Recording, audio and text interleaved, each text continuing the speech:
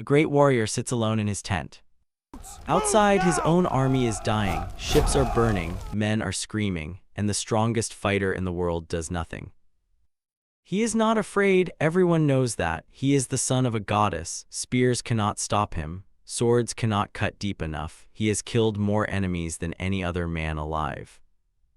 But today he will not fight. Why? Because someone hurt his pride, because a king took something precious from him, not gold, not land, a person he loved.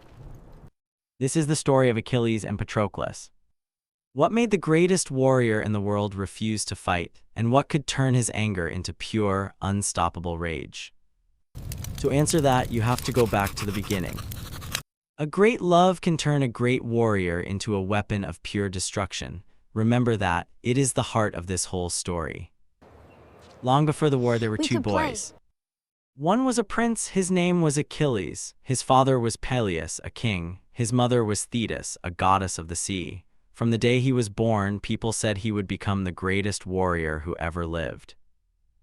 The other boy was not a prince, his name was Patroclus. He was older than Achilles, but his story started with tragedy. One day, as a child, Patroclus made a terrible mistake. He was playing a game with another boy. The game went wrong, the other boy died. It was an accident, but in ancient Greece this still meant punishment. Patroclus could not stay in his home city anymore. His father sent him far away to live in another kingdom. That kingdom belonged to King Peleus, the father of Achilles. So Patroclus arrived as an exile, a boy with no home, no friends, and a heavy heart. He walked into a strange palace, not knowing what to expect. There, he met Achilles. At first, they were just two boys living in the same house, but something happened between them. They started training together, they ate together, they talked for hours about everything and nothing. Achilles was stronger, faster, already showing signs of the hero he would become. Patroclus was calmer, kinder. He did not care about glory the way Achilles did.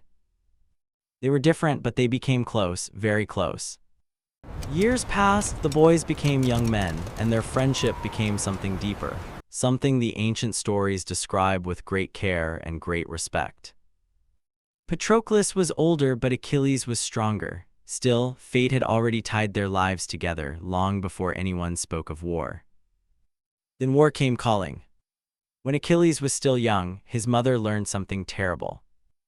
Thetis was a goddess. She could see parts of the future, and what she saw about her son broke her heart. There were two paths for Achilles. In the first path, he would stay home. He would live a long, quiet life. He would grow old. He would have children and grandchildren, but no one outside his small kingdom would ever remember his name. In the second path, he would go to war. He would become the greatest warrior of his generation. Poets would sing about him for thousands of years, but he would die young, far from home, on a foreign battlefield. A long forgotten life, or a short glorious death. Thetis loved her son. She did not want him to die, so she tried to hide him. The story says she dressed him as a girl and sent him to live on a distant island among the daughters of a king. She hoped no one would ever find him there. But fate is difficult to escape. At this time, a war was building. A prince from a city called Troy had taken a woman named Helen from a Greek king. Her husband was furious. He called on every kingdom in Greece to help him get her back. Thousands of ships, thousands of soldiers, all heading toward Troy. The Greek leaders needed their best warriors, and someone discovered where Achilles was hiding.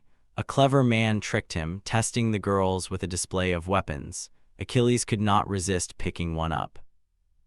His secret was over. Achilles had a choice now. He could stay hidden, live his long, quiet life, and disappear from history, or he could join the war and become a legend who dies young.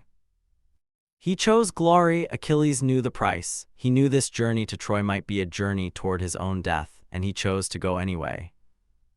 There was one condition: he would not go alone. Patroclus would go with him. The two friends prepared for war together. They said goodbye to the quiet life they knew. Achilles' mother gave him powerful armor and a strong warning. "Choose your battles carefully," she said, "because once you enter this war, there may be no way back." So the ship sailed. The Greek army arrived at Troy with a massive force. Ships filled the shore. Soldiers filled the plains. It looked like the war would end quickly. It did not. The walls of Troy were too strong. The city's defenders were too skilled, led by a brave prince named Hector. Year after year, the fighting continued, with no clear winner. During these long years, Achilles became something more than a soldier. He became a legend, even before he died. Enemy soldiers ran when they saw him coming. His name alone could break an army's spirit. He led raids on nearby towns. He won battle after battle. Some called him half god, half man, unstoppable in combat. And through all of it, Patroclus stayed close. While Achilles fought at the front lines, Patroclus supported him in every way. He cared for wounded soldiers. He gave wise advice. He calmed Achilles down when his temper grew dangerous. Achilles trusted him completely, more than anyone else in the entire Greek army. Soldiers noticed this bond. They saw two men who fought like one. When Achilles rested, Patroclus stood guard. When Patroclus needed help, Achilles came running. Some ancient writers said Patroclus was gentler than Achilles, softer, more thoughtful about the pain of war. He often reminded Achilles that even enemies were still human beings. Meanwhile, the war dragged on, season after season, battle after battle. Soldiers on both sides grew tired. Families waited at home for news that never came. 9 long years passed, 9 years of fighting, and the walls of Troy still stood strong. 9 years, and the war showed no sign of ending. The Greek army was running out of patience. Soldiers were dying far from home. Supplies were running low. Many began to wonder if this war could ever be won. But the greatest danger to the Greek army did not come from Troy. It came from inside their own camp. Then pride destroyed everything. In the 10th year of the war, a crisis began. It started with a woman named Chrysis. She was a captive taken by the Greek army during a raid. She belonged to Agamemnon, the king who led all the Greek forces. Her father was a priest. He begged Agamemnon to return his daughter. He offered gold. He offered gifts. Agamemnon refused. The priest prayed to the god Apollo for help. Apollo answered. He sent a terrible disease into the Greek camp. Soldiers grew sick. Soldiers died. The army was suffering, and no one understood why. Finally, a wise man explained the truth. The disease would not stop until Agamemnon returned the woman to her father. Agamemnon had no choice. He agreed to let her go, but he was furious about losing her. He felt embarrassed in front of his entire army, and he decided he needed something to replace his loss. He looked around the camp, and his eyes landed on Chrysis. Chrysis was a woman who had been given to Achilles as a war prize. In this world, war prizes were treated like property, a painful truth of ancient warfare. But to Achilles, she was more than that.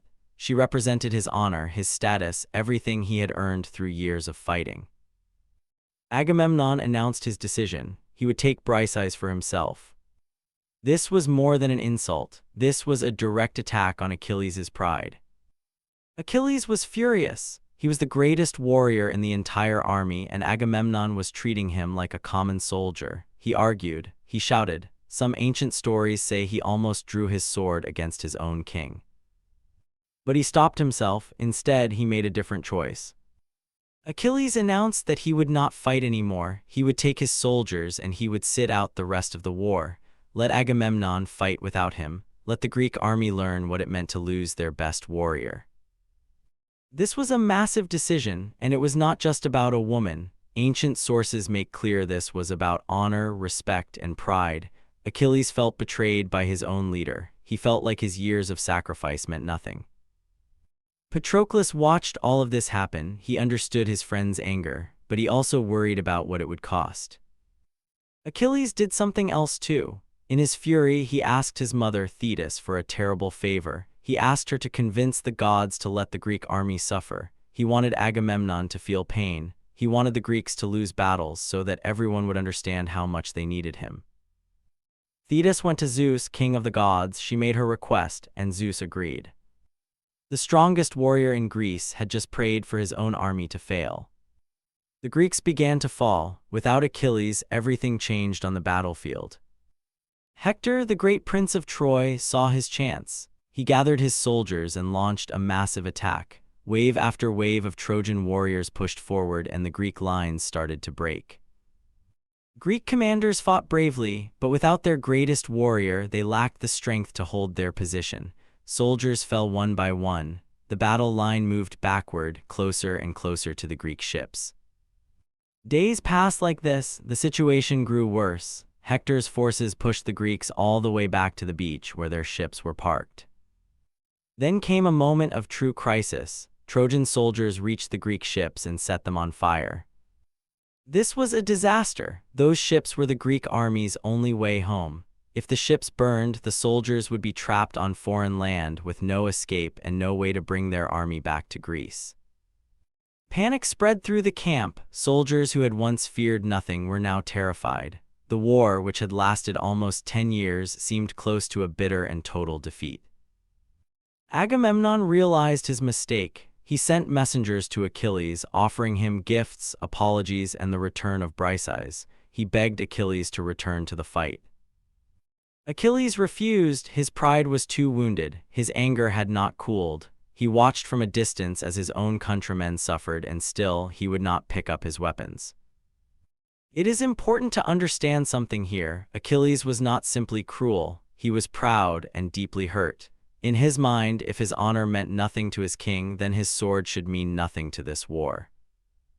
But while Achilles stayed angry, one person could not stay still any longer: Patroclus. He watched Greek soldiers dying every single day. He watched the ships burning, the wounded crying out for help, the entire army on the edge of collapse. His gentle heart could not bear it anymore. He went to Achilles and pleaded with him.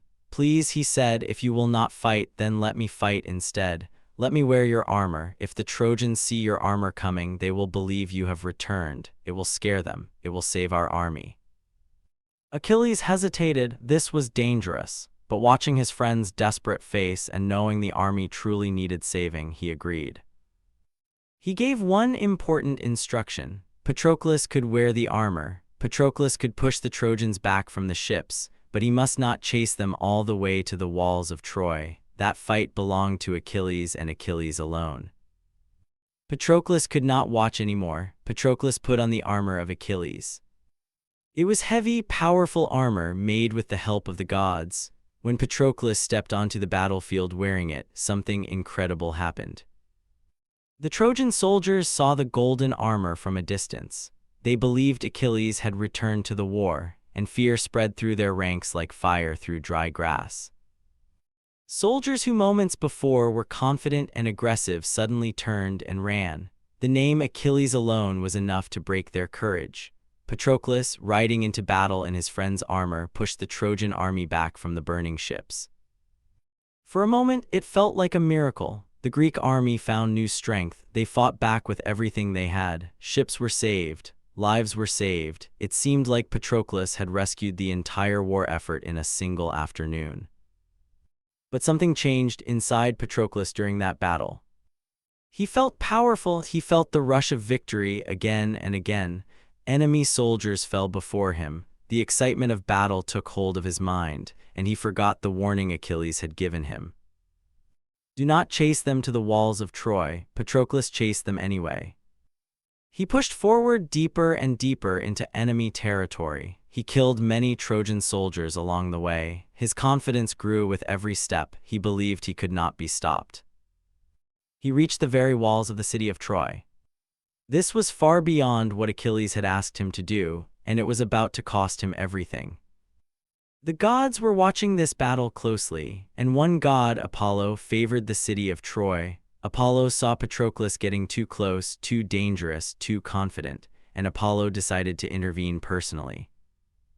The god struck Patroclus from behind. His strong hand knocked the helmet from Patroclus's head. His shield fell from his arm. His spear broke in his hand. In an instant, Patroclus stood on the battlefield, completely unprotected. The powerful armor of Achilles no longer covered him. He was just a man now, exposed and alone among enemy soldiers. A Trojan fighter took this chance and wounded him first with a spear. Then Hector arrived. Hector saw a wounded enemy standing without his shield, without his helmet. He did not know this was Patroclus. He believed, like everyone else on the battlefield, that this was Achilles himself. Hector drove his spear forward. Patroclus fell. As he lay dying, he spoke his final words to Hector. He warned him that Achilles would soon come for revenge and that Hector's own death was already close behind.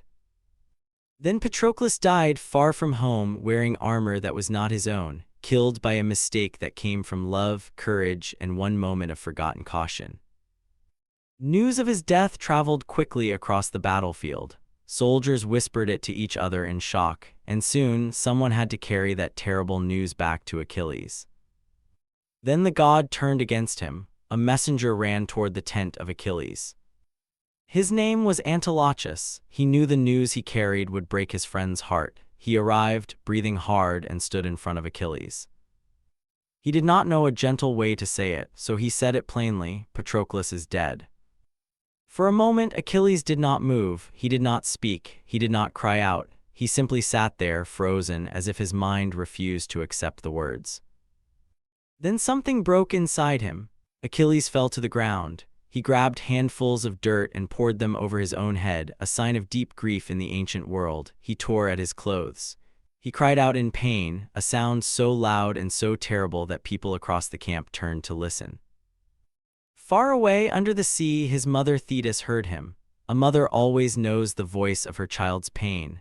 She rose from the water and came to comfort her son, though she knew nothing could truly comfort him now. Achilles told her everything: his anger, his pride, his refusal to fight, and now the terrible price of that choice. His best friend, the person he loved most in the world, was dead because Achilles had stayed angry too long.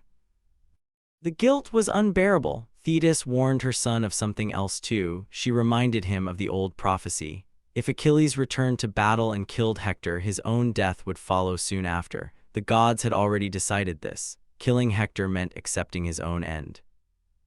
Achilles did not hesitate. He said clearly that he no longer cared about his own life. Patroclus was gone. Nothing else mattered now except revenge. A great love can turn a great warrior into a weapon of pure destruction. This was the moment that truth became real. Achilles was no longer fighting for glory. He was no longer fighting for pride. He was fighting because his heart had turned into rage, sharp and burning. There was one problem. Achilles' armor, the armor Patroclus had worn, was gone. Hector had taken it from the battlefield as a war prize. Achilles needed new armor, so his mother went to the god Hephaestus, master craftsman of the gods, and asked him to make a new set. Working through the night, Hephaestus created armor unlike anything seen before, strong enough to make Achilles nearly unstoppable. But even without his armor yet, Achilles walked to the edge of the battlefield. He stood there and let out a war cry so powerful that it terrified the Trojan soldiers. Some say his voice alone caused confusion and panic in their ranks, and several enemy soldiers died just from the shock of hearing him.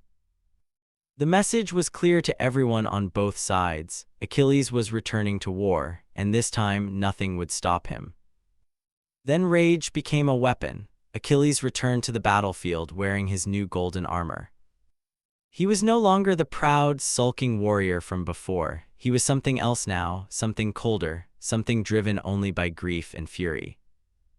He attacked the Trojan army with terrifying force. Soldiers fell before him one after another. He showed no mercy, no hesitation. Ancient accounts describe rivers turning red with blood as Achilles cut through enemy lines, searching for only one man, Hector. The Trojan soldiers retreated behind their walls in fear. Only Hector remained outside, standing bravely to face Achilles, even though he knew what was coming. His family begged him to come inside the city walls. His father, King Priam, called down from the walls, pleading with him. His mother cried out too. They had already lost so many sons in this war, they could not bear to lose Hector as well. But Hector stood his ground. He was a prince of Troy, and he would not run from this fight, even facing near certain death. When Achilles approached, something happened. For one brief moment, fear overtook Hector. He turned and ran, and Achilles chased him around the walls of the city. 3 times they circled the walls of Troy. Soldiers watched from every direction, frozen with fear and awe. Then Hector stopped running. He turned to face his enemy. The two warriors fought. It was fast, brutal, and short. Achilles, driven by pure rage, found a small gap in Hector's armor in the exact place where Patroclus had been wounded. He struck there with his spear. Hector fell with his final breath. Hector asked Achilles for one mercy. "Return my body to my family," he said. "Let them give me a proper burial."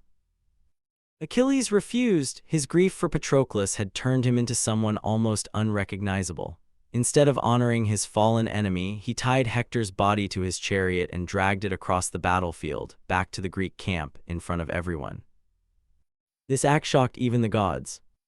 Achilles then held a massive funeral for Patroclus. He built a huge fire. He offered sacrifices. He organized athletic games in his friend's honor, a tradition of respect for great warriors. Soldiers from across the Greek army came to say goodbye to Patroclus, a man who had been loved by almost everyone who knew him. But even after the funeral, Achilles' anger did not fade. Each day, he dragged Hector's body around Patroclus's grave again and again, unable to let his rage rest. The gods watched this continue for many days. Eventually, they decided it had gone too far. Even in war, there had to be limits of respect for the dead. One night, King Priam of Troy, guided by the god Hermes, walked secretly into the Greek camp. He entered the tent of the man who had killed his son. He knelt before Achilles and did something almost unimaginable. He kissed the hands that had killed his beloved child. He begged for the body of his son. Something shifted in Achilles that night. Looking at this old king, grieving just as deeply as he himself had grieved for Patroclus, Achilles finally understood something important. Grief did not belong to only one side of this war. Both armies had lost people they loved. Both sides carried the same pain. Achilles agreed to return Hector's body. The two men, enemy and enemy, sat together that night and shared a quiet meal. For a brief moment, the war outside disappeared. There was only grief, understood equally by both a Greek hero and a Trojan king. Achilles allowed Priam to take his son's body home. Troy held a funeral for Hector, mourning their fallen prince just as the Greeks had mourned Patroclus days before. Achilles himself did not have long left to live. The prophecy remained true. Not long after these events, Achilles was killed in battle, struck in the one vulnerable part of his body, his heel, the only place where he was not protected. He had chosen glory over a long, quiet life. He had chosen revenge over his own safety. And in the end, both choices led him to the same place his mother had once feared. A short, glorious death remembered forever, and then his fate arrived. So what made the greatest warrior in the world refuse to fight? It was not fear, it was pride wounded deeply after his king took away the person and the honor he valued most. And what could turn his anger into pure, unstoppable rage? It was love, the death of Patroclus, the one person Achilles trusted completely, the friend who had stood beside him since they were boys. A great love can turn a great warrior into a weapon of pure destruction. This idea carried the whole story from beginning to end. Achilles' love for Patroclus shaped every major decision he made, his refusal to fight, his devastating return, and his final, brutal revenge. Their story has survived for thousands of years, told and retold across generations. It is a story about war, yes, but underneath the battles and the blood, it is really a story about friendship, loss, and the terrible power of grief. The strongest men are not destroyed by their enemies. They are destroyed by losing the person they love most.